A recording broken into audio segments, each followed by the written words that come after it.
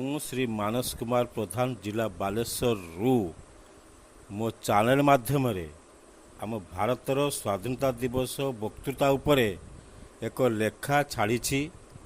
ପିଲାମାନେ ତୁମେମାନେ ସବୁ ଦେଖିବ ଏବଂ ଏଇଟା କିପରି ଲାଗିଲା, ଭଲ ଲାଗିଥିଲେ ସବସ୍କ୍ରାଇବ୍ କରିଦେବ।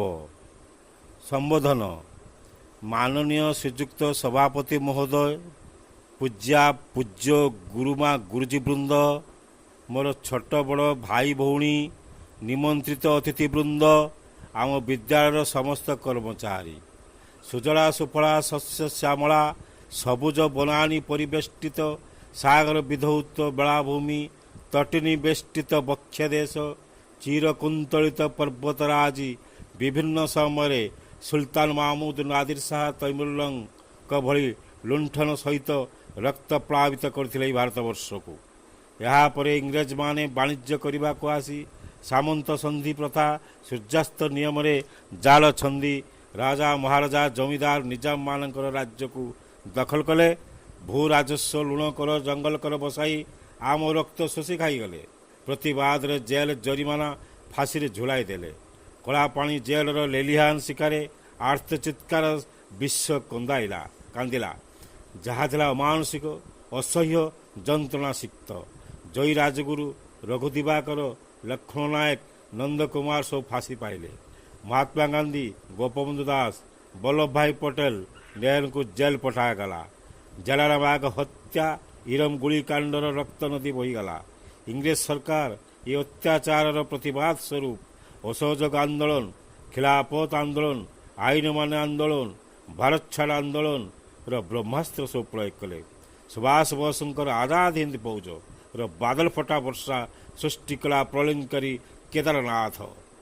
ଭୟଭୀତ ଇଂରେଜ ସରକାର ଭୟର ବ୍ୟାସ ସରୋବରରୁ ବାହାରି ଭାରତ ଶାସନ ଆଇନ, Rowlatt Act, Hunter commission, Gandhi Irwin ଚୁକ୍ତିର ନଳିପମ୍ପ, କୁରକୁରି, ପୁଚୁକା, ବାଦାମ ଭଜା ଭାରତୀୟଙ୍କୁ ଚଖାଇଲେ। କିଛି ଲାଭ ହେଲା ନାହିଁ। ଲାଲ ବାଲ ପାଲର ବଜ୍ରନାଦ ହାର ମାନିଲା। ଶେଷରେ ମହାତ୍ମା ଗାନ୍ଧୀଙ୍କର ଅହିଂସାର ଯାଦୁ ସ୍ପର୍ଶରେ ଦେଶ 1947 ମସିହା ଅଗଷ୍ଟ 15 ତାରିଖ ରାତି 12ଟା ପରେ ଭାରତ ଓ ରାତି 12ଟା ପୂର୍ବରୁ ଗୋଟିଏ ରାତ୍ରିରେ ଭାରତ ଓ ପାକିସ୍ତାନ ସ୍ୱାଧୀନ ହେଲା। ନୂଆ ସମ୍ବିଧାନ 2 ବର୍ଷ 11 ମାସ 18 ଦିନରେ ତିଆରି ସରିଗଲା।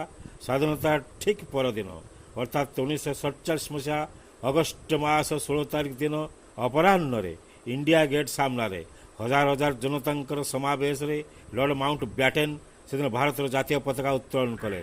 ସେଦିନ ଦିଲ୍ଲୀ ଆକାଶରେ କଳା ବାଦଲ ଛାଇ ଯାଇଥିଲା। ତା ଦେହରେ ଇନ୍ଦ୍ରଧନୁର ଆଭା ଚମକି ଉଠୁଥିଲା।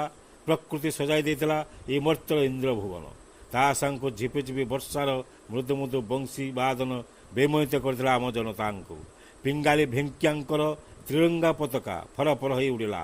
ପୁଣି ତା ପରଦିନ ଅର୍ଥାତ୍ 1947 ମସିହା ଅଗଷ୍ଟ 17 ତାରିଖ ଦିନ ସକାଳ 8 ଘଟିକା ସମୟରେ ଭାରତର ପ୍ରଥମ ପ୍ରଧାନମନ୍ତ୍ରୀ ଜବାହରଲାଲ ନେହେରୁ ଦିଲ୍ଲୀ ଲାଲକିଲ୍ଲାରେ ଦ୍ୱିତୀୟ ଥର ଜାତୀୟ ପତାକା ଉତ୍ତୋଳନ କରିଥିଲେ। ଜୟ ଭାରତ ମାତାର ଜୟ, ଜୟ ଭାରତ ମାତା କି ଜୟ। ମାନସ କୁମାର ପ୍ରଧାନ, ଶାଖନ ପୋଷ୍ଟ ପଦାଗାଁ, ବାଲେଶ୍ୱର।